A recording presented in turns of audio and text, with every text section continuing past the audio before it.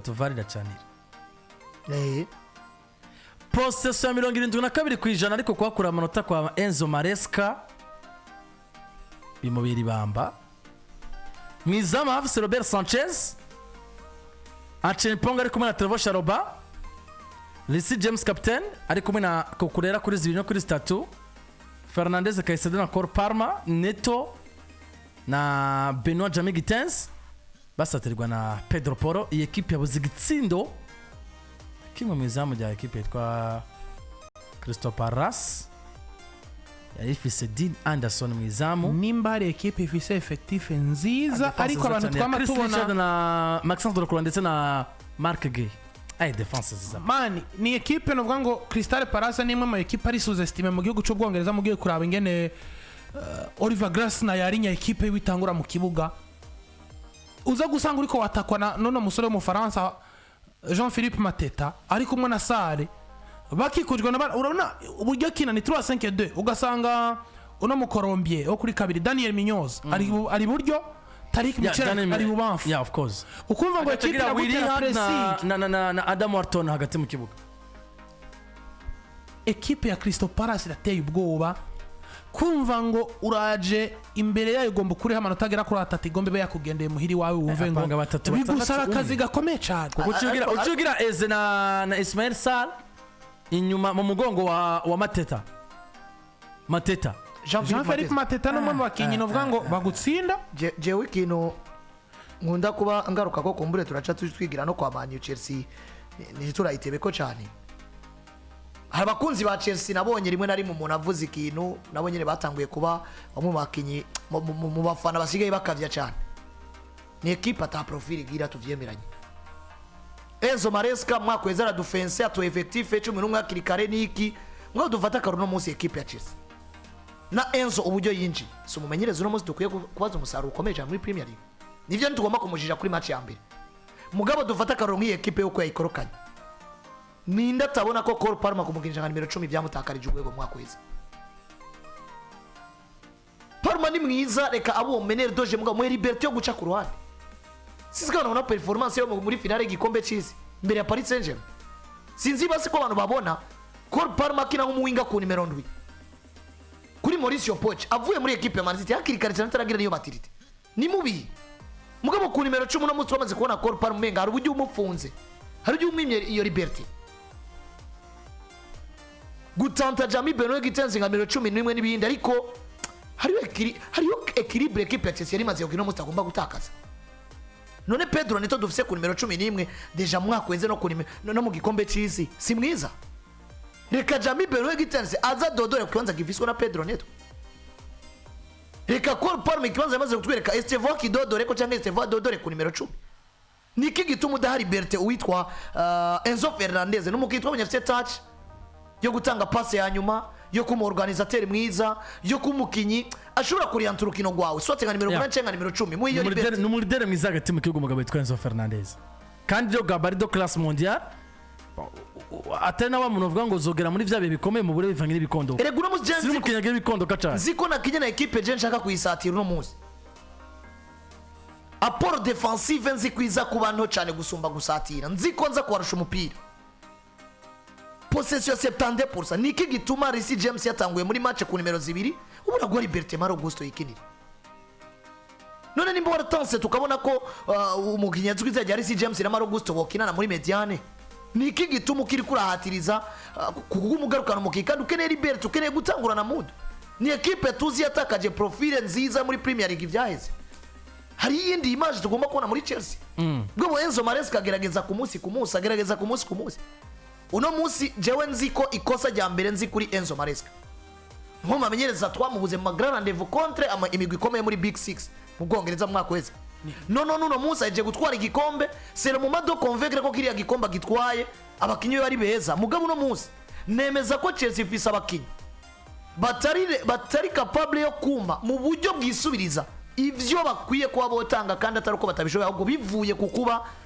ari umumenyereza ibintu byo agomba guma bindagura buri mwanya ari equipe yakagombye ko yarafashe isura abantu b'Imana equipe ya Chelsea de Blues ifise squad nziza yagutse ifise umumenyereza novuga ngo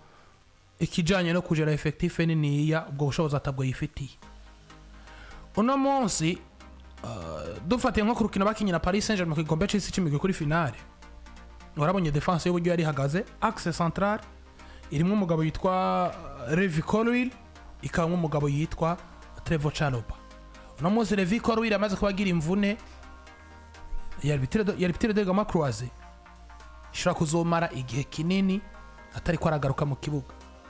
mugabo waragiriwe mahigwe urekera mu mukinyi mwiza wo kumusubirira umusore yitwa umusore avuye muri Ajax d'Amsterdam Jorerato uno munsi niba ufise Jorerato ni igiki kintu kiriko kiragutuma ukinisha aba nimero 4 gusa kuko yakinishije Trevochalopa na Chempong yakiye muri Axe Central Reece James niwe ari ku nimero 2 nyumvirira ufate office Tesona Darabioyo yicaye office Benoit Badiashira yicaye office Axel Disasi erega na Wesley Fofana yicaye office Wesley Fofana yicaye noneho wicaritse no mugabo yitwa Badiashira uzanyuma erega uyu mwana no kuri kabiri Badiashira na Disasi sio bari mu defense yarafise kuri bench yari Maro Gusto yari Jorerato yari Wesley Fofana na gasore hari Dario Gusto no mu defenseur